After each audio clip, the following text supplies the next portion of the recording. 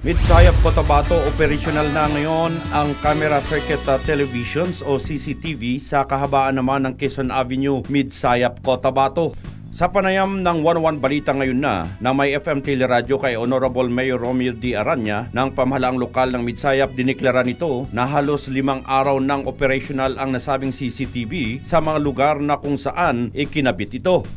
Ayon pa sa kanya, nagiging priority projects niya ito para makatulong sa mga mamamayan at pulisya sa paglutas naman ng mga heinous crimes katulad ng mga snatcher, magnanakaw, hold up, maging sa paghabol o pag-identify naman ng mga plate numbers ng mga sasakyan na gamit ng mga kriminal dahil anya abot ng naturang CCTV ang layo hanggang sa 250 meters.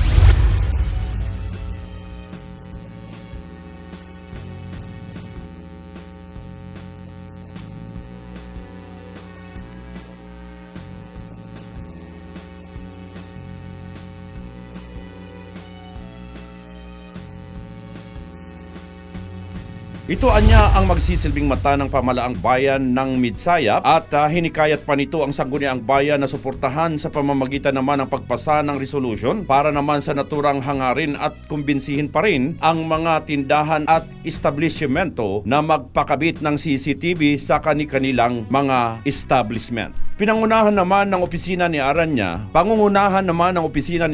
ang operation system ng CCTV na ilink naman ito sa Municipal Police Station sa kaagarang aksyon sakaling may makitang mga hindi kanais-nais na mga krimen sa kaagarang pagresponde naman ng kapulisan.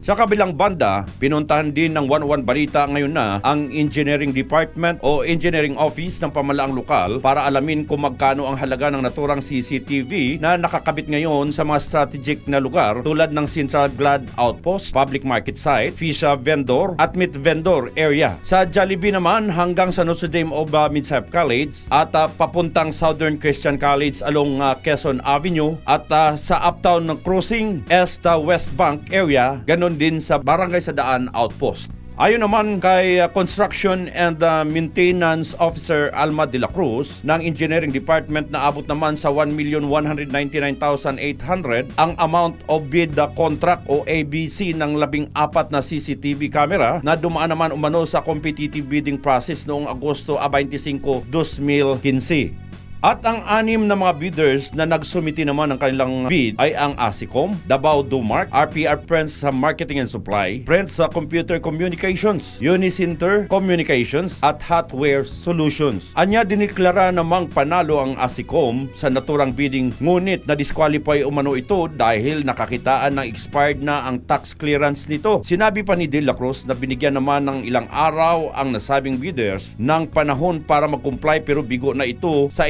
deklarang oras. Kaya na-award sa ikalawang pinakamababang bid ng CCTV at na-award naman ito sa Davao Dumar na nagkakahalaga ng 832,000 pesos. Na-disqualified po siya. Gi-award due to non-submittal of tax clearance. Tapos gi-award po namo sa second lowest bidder which is Davao Dumart Enterprises Company. Atin din nakunan ng kanyang mensahe si Police Chief Tam Tuson ng Municipal Police Station at sinabi nito na suportado nila at kailangang ingatan ng lahat ang CCTV dahil napakalaking tulong ang naturang CCTV camera na pinalagay ni Mayor Aranya dahil anya ito'y magsisilbing mata ng bayan para makatulong sa paglutas naman ng mga nangyayaring kriminalidad sa bayan.